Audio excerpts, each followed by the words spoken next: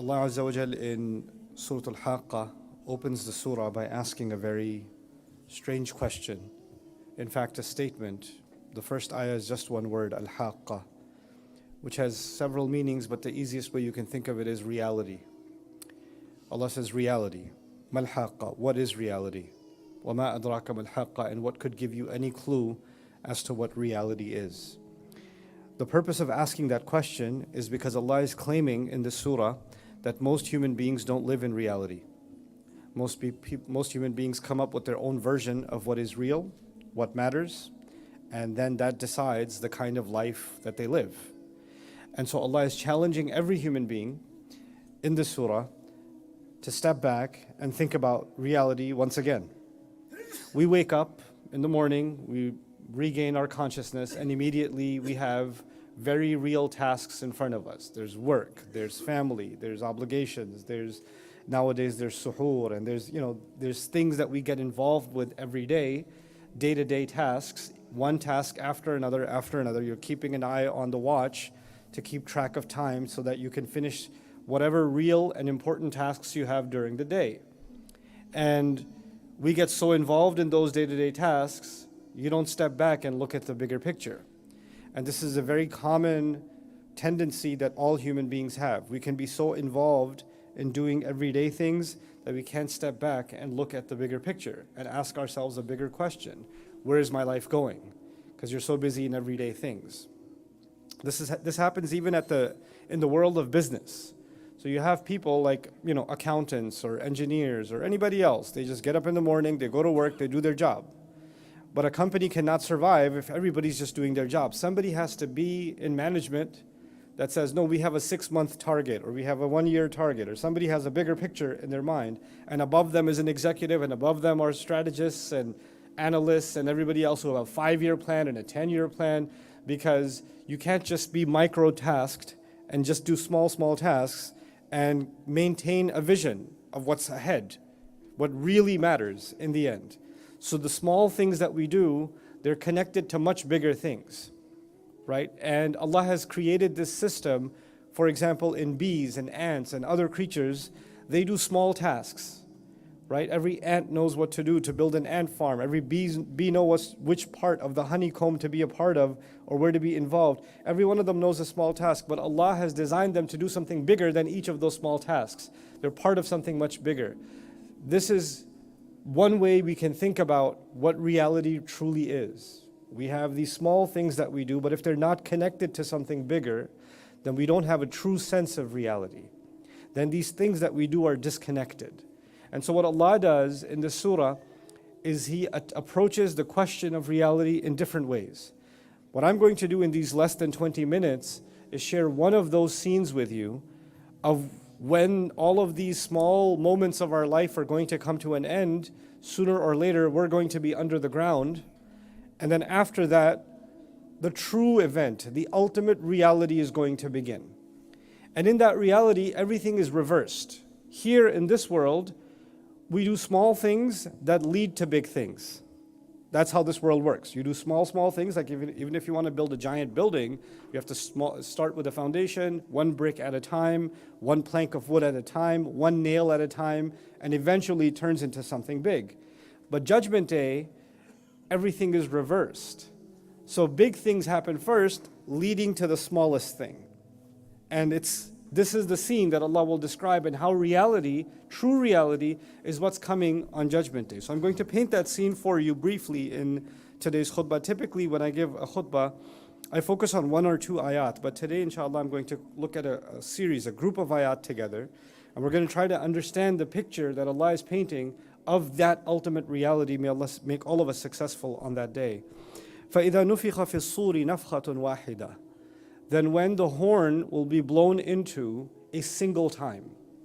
You see, the idea of the horn being blown into, we know that on Judgment Day there are 2 horns. Allah describes 2 horns. Now Allah will combine both of those scenes into one in this surah. And what He's doing here, by using even the word horn, it brings certain concepts to mind.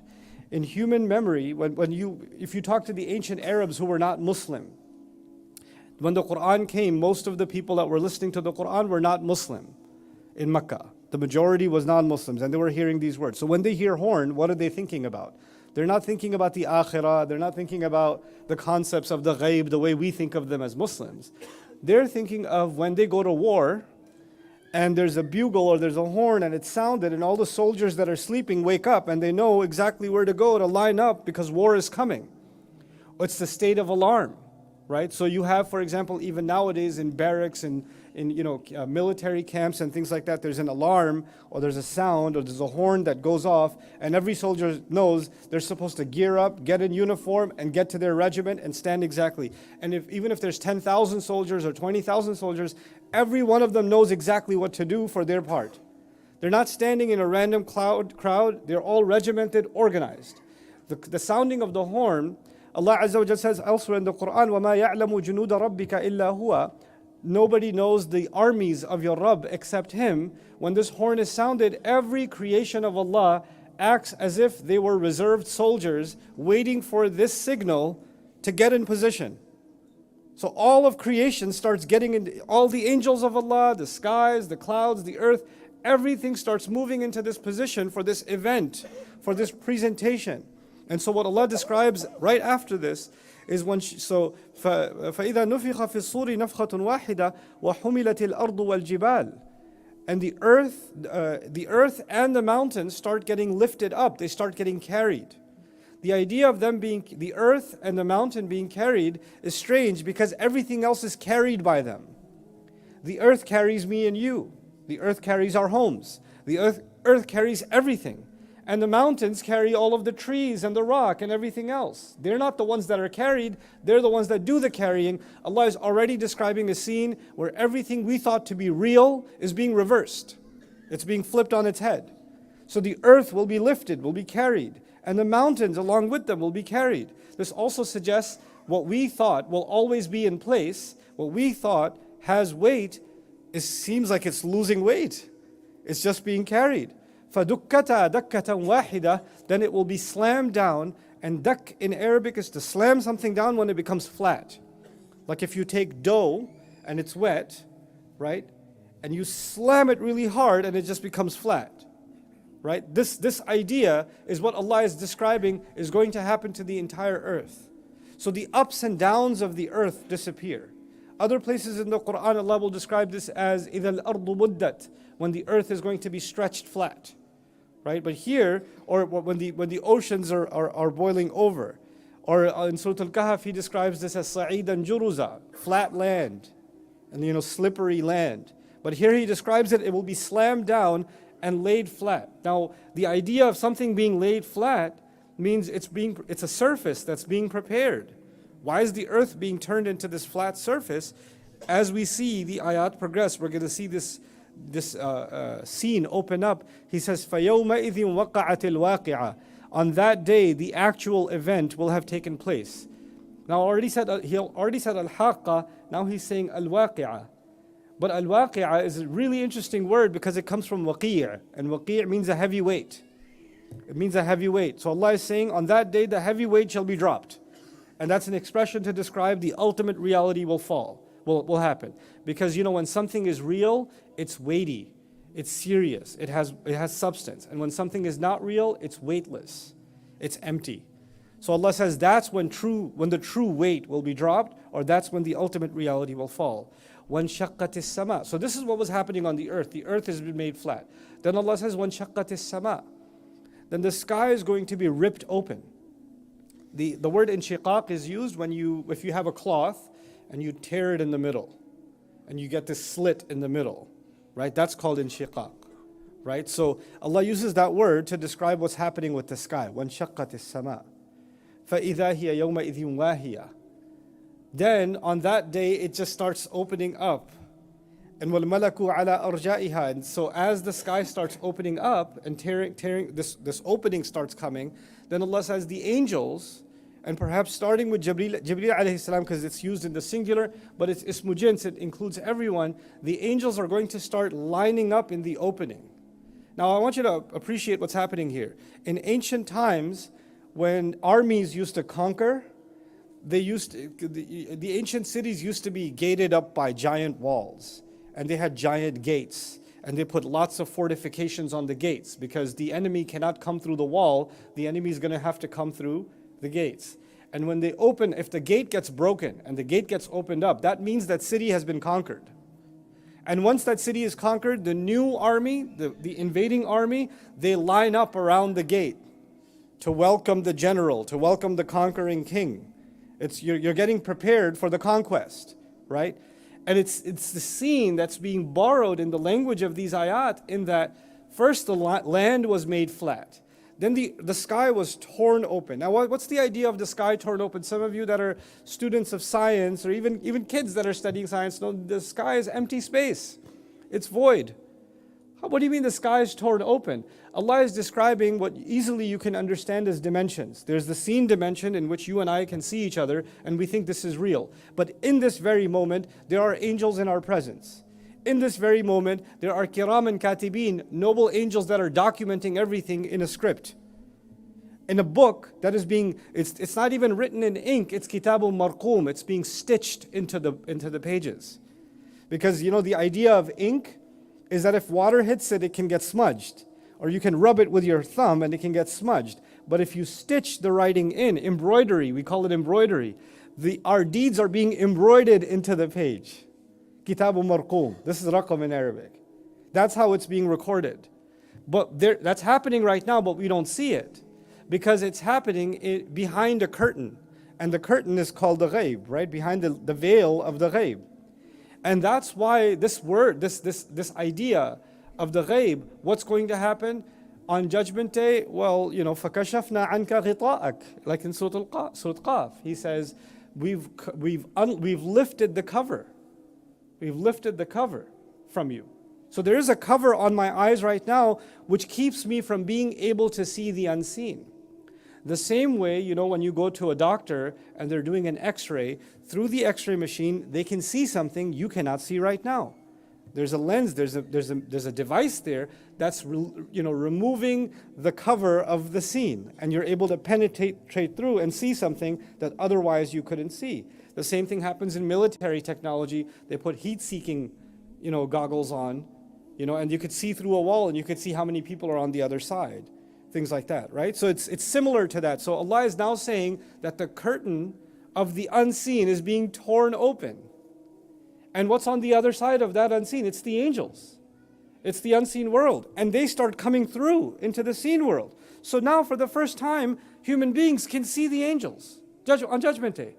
And this gate that's been opened, that's been torn open, the angels, Allah describes, they start lining up all around the sides of this gate on its corners. وَالْمَلَكُ عَلَىٰ أَرْجَائِهَا وَيَحْمِلُ عَرْشَ رَبِّكَ فَوْقَهُمْ يَوْمَئِذٍ ثَمَانِيَةً.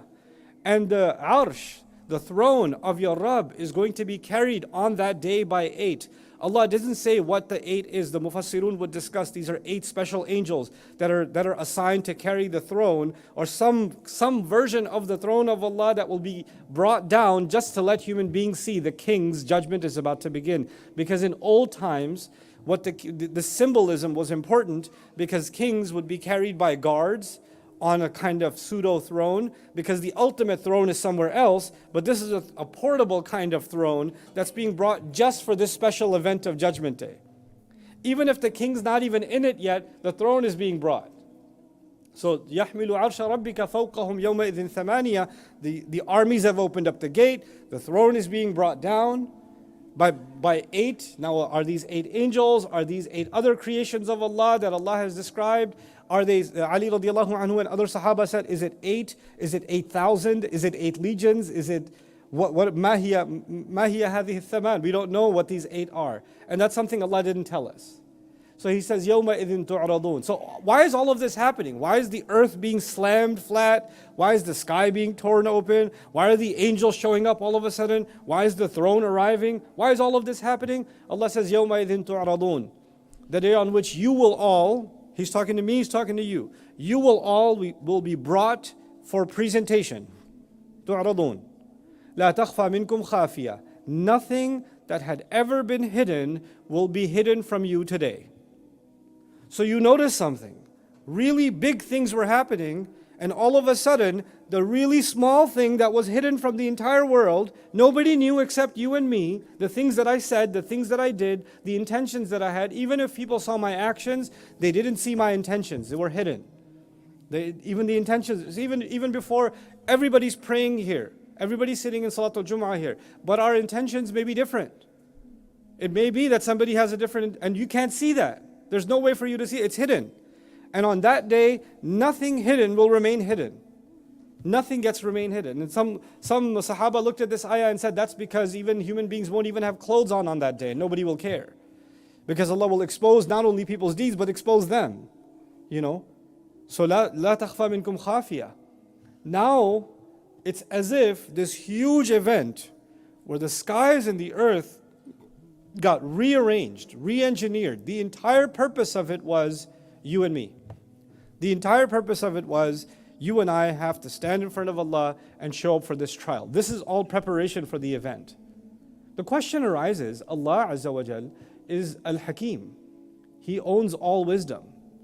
And Allah Azza wa Jal, إِنَّمَا أَمْرُهُ إِذَا أَرَادَ شَيْئًا أَن يَقُولَ لَهُ كُن فَيَكُونَ. Allah just says be and it becomes. So Allah could just decide immediately, as soon as I die, put him in Jahannam. Put him in Jannah. He could decide immediately. He doesn't need a full event. He doesn't need to tear open the sky and make have the angel show up, and then the throne is showing up, and then every single deed is being counted. Allah doesn't need to count the deeds. Allah knows everything already. You know, Allah has the entire calculation and the entire hisab. Who has better hisab than Allah?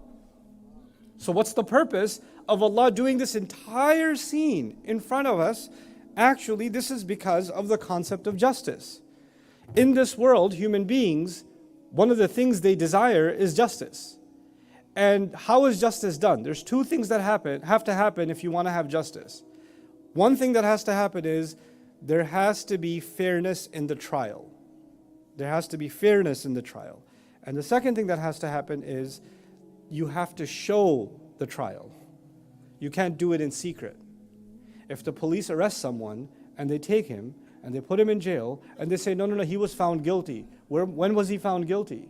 Where was the trial? Oh, that was held in secret. Trust me, it was fair. Well, if it was secret, the immediate thing that everybody will think is, if it was so fair, why are you hiding it? Why aren't you showing the evidence? Why aren't you opening it up? So it's not just that justice has to be done, justice has to be shown also.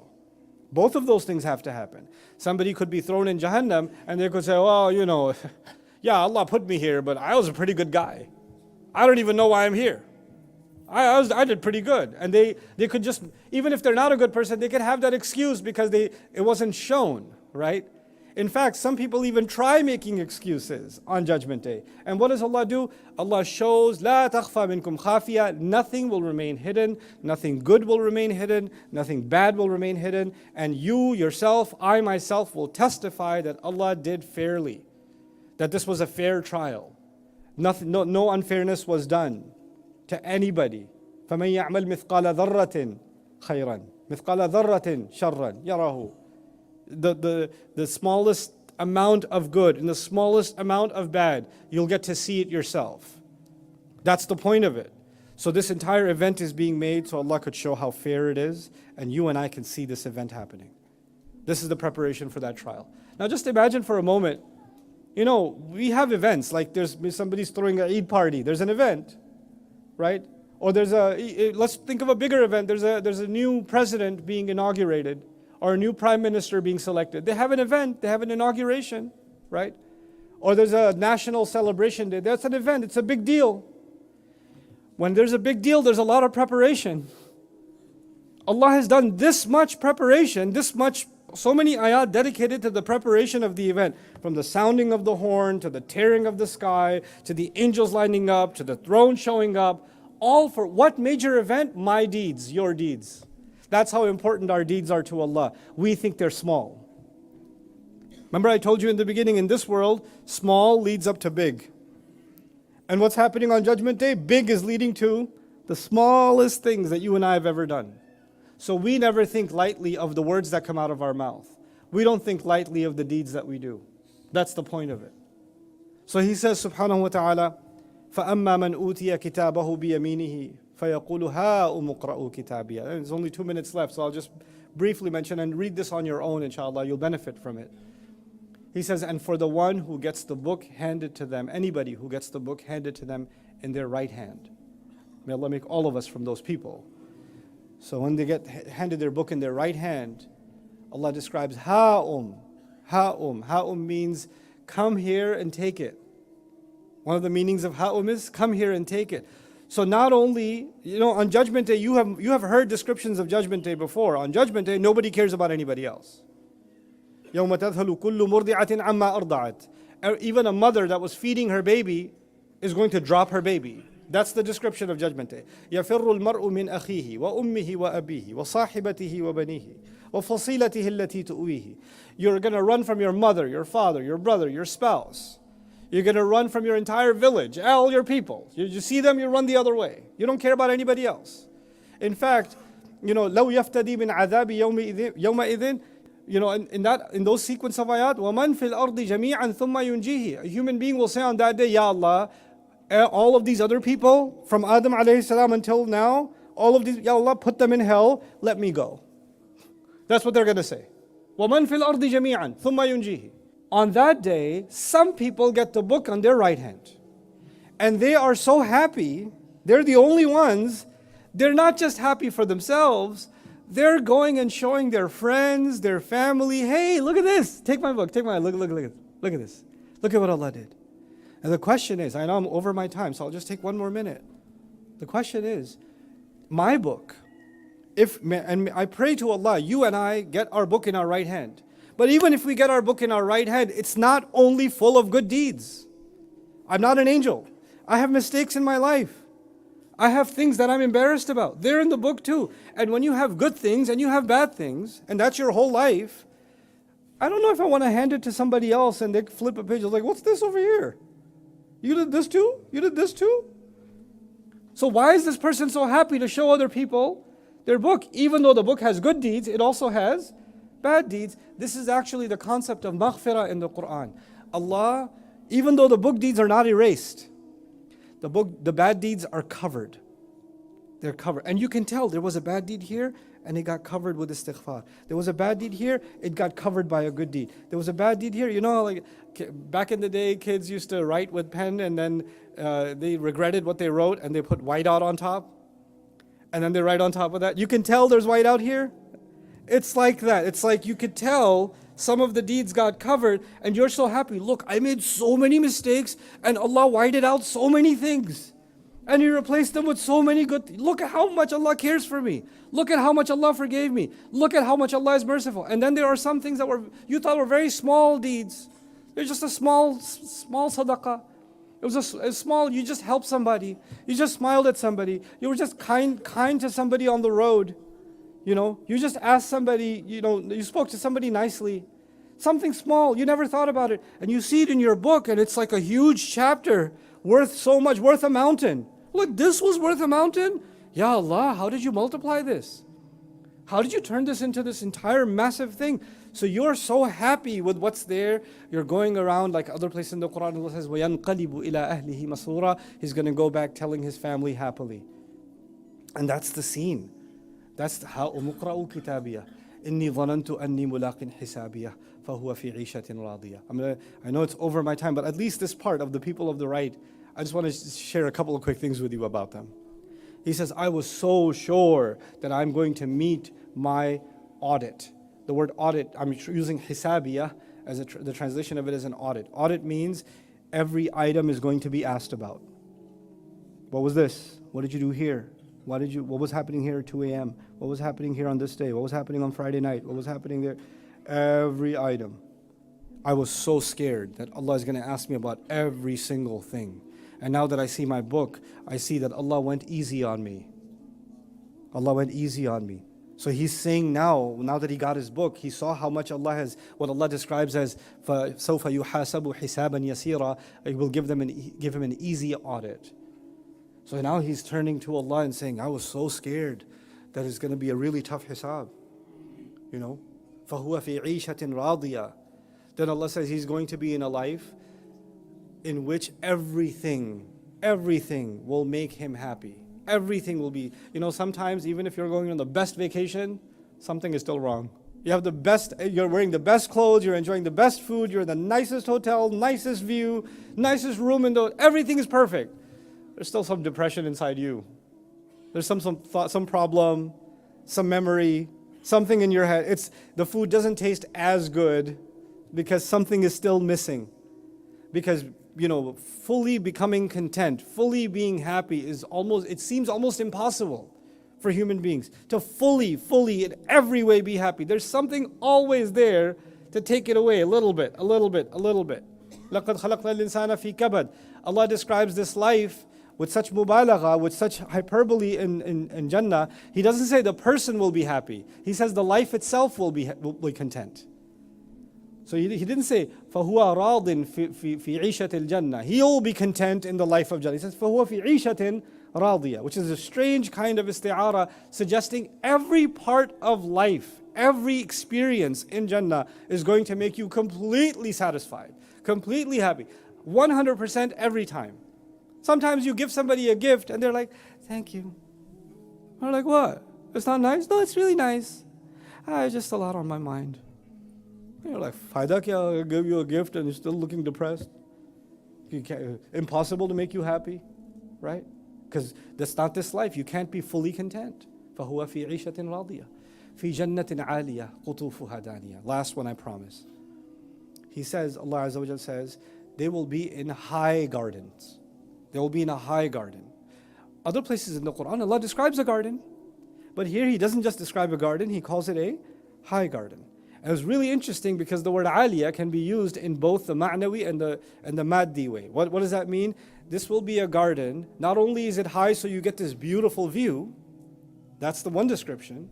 And we know that when you have a nice view, when you go on top of a mountain, if you've ever been hiking or you go on a road trip or somewhere and there's a nice view, all of a sudden, the moment you take in a nice view, it brings a calm to you.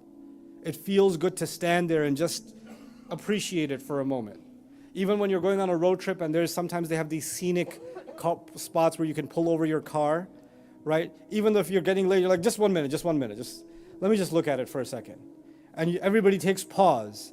And there's some sakina that comes when you're in a high place. And Allah says, Jannatin aliyah, every time you look out, it adds to your tranquility, it adds to your calm. It also suggests that as far as you can see is yours. You're on the top of it, and as far as you can see is your property in every direction. فَهُوَ فِي جَنَّةٍ عَالِيَةٍ. But it suggests something else too. This is going to be a garden that's very elite. You ever heard the term, these are high people, they live in high places? This is high society. Right? When you go to, if you're not from high society and you got invited to a wedding or some event in high society, you walk in and you're like, wow, this place is fancy. I don't think I'm dressed for this place.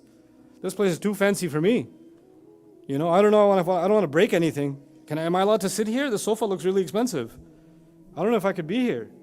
So you get almost uncomfortable because it's so high, it's so posh.